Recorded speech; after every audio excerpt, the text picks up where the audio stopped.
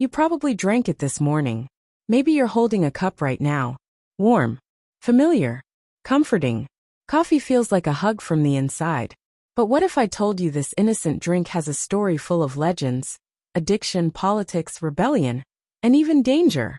Coffee's journey starts in ancient Ethiopia, almost 1,000 years ago. A goat herder named Kaldi noticed something strange.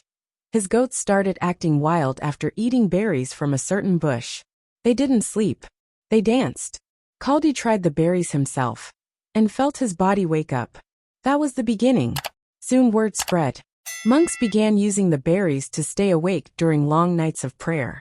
Traders carried them to Yemen, where coffee was first brewed into a drink. But coffee wasn't just a beverage, it was power. By the 1400s, coffee houses began appearing across the Islamic world.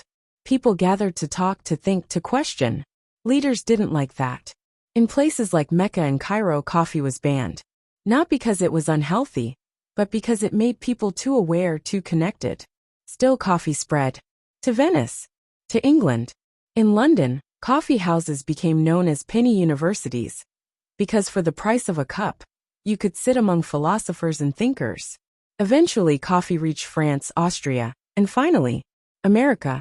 But not everything in its history is beautiful. Coffee became a global cash crop.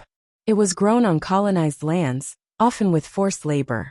Even today, many coffee farmers live in poverty, while coffee itself has become a $100 billion industry. And what exactly are we drinking? One cup of coffee contains over 1,000 natural chemicals. The most famous is caffeine, which blocks adenosine in your brain, making you feel more awake. But there's also antioxidants, chlorogenic acids, polyphenol, and compounds that affect inflammation, blood sugar, and mood.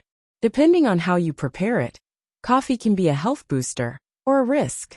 Drink 2 to 4 cups a day, and studies show it may lower your risk of diabetes, Alzheimer's, Parkinson's, and even certain cancers. It's linked to longer life and better liver function. Yes, really, your coffee might be keeping you alive longer. But here's the part nobody tells you. Too much coffee, especially over 400 milligrams of caffeine a day, can cause anxiety, rapid heartbeat, digestive problems, and mess with your sleep.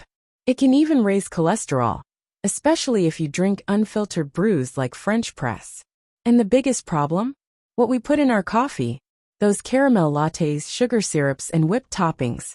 Sometimes they have more calories than a cheeseburger. So how do you make coffee work for you? Stick to 2 to 4 cups a day. Use a paper filter. It catches harmful compounds. Avoid coffee in the late afternoon or evening. Caffeine stays in your system for hours. And keep it simple, black, or with a splash of milk. If you can choose organic or fair trade beans, it's better for your health and for the people who grow it. Because here's the truth. Coffee isn't good.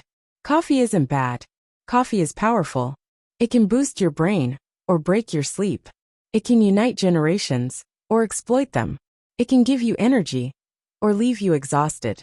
It all depends on how you drink it. So next time you sip your morning cup, remember, you're not just drinking coffee. You're drinking history. You're drinking chemistry. You're drinking choice.